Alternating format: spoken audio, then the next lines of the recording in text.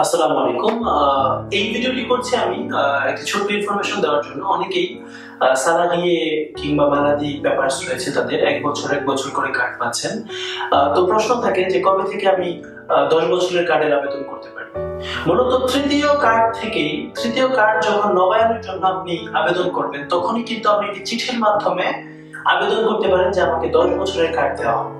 ওই চিঠিতে আপনি কি কারণে 10 বছরের কার্ড চাচ্ছেন সেটা লিখিত করতে হবে, মানে লিপিবদ্ধ করতে হবে যে আমি 1 বছরের কার্ড থাকার কারণে অনেক সুবিধা থেকে বঞ্চিত হচ্ছি না, এরকম কিছু। এবং সেক্ষেত্রে সব থেকে বেশি যে কার্যকর হয় সেটা হচ্ছে যে দেখুন, আমি অনেকদিন ধরে ফ্রান্সে রয়েছি এবং আমি ফরাসি কমিউনিটি মানে সোসাইটির সাথে নিজেকে মানিয়ে নিতে পারছি। আমি দেখুন ফরাসি ভাষা আয়ত্ত করেছি কিংবা ফরাসি কিছু কর্মকাণ্ডের সাথে আমি জড়িত রয়েছি। এগুলো যদি আপনি প্রমাণ করতে পারেন, সেক্ষেত্রে 3 বছরের পরেই আপনাকে 10 বছরের কার্ড দিতে পারে।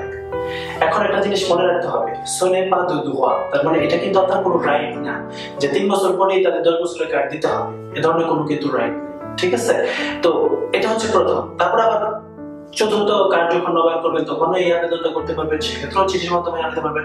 মূলত পঞ্চম কার্ডের পরে আবেদনটা করলে ভালো হয়।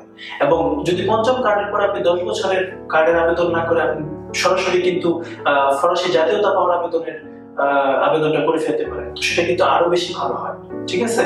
তো মূলত মনে রাখতে হবে যে 10 বছরের কার্ড পেতে হলে কিংবা পরবর্তীতে জাতীয়তার আবেদন করতে হলে নিজেদেরকে ফরাসি সমাজের সাথে মানিয়ে নেওয়ার চেষ্টা করতে হবে, ফরাসি ভাষায় থাকতে হবে, ফরাসি হিস্ট্রি সংস্কৃতি এগুলো সম্পর্কে ধারণা অর্জন করতে হবে। আশা করি এই ভিডিওটি আপনার ভালো লাগবে। যদি ভালো লেগে থাকে অবশ্যই শেয়ার করবেন, অন্যকে জানিয়ে দেওয়ার চেষ্টা করবেন। ধন্যবাদ আপনাদের সবাইকে।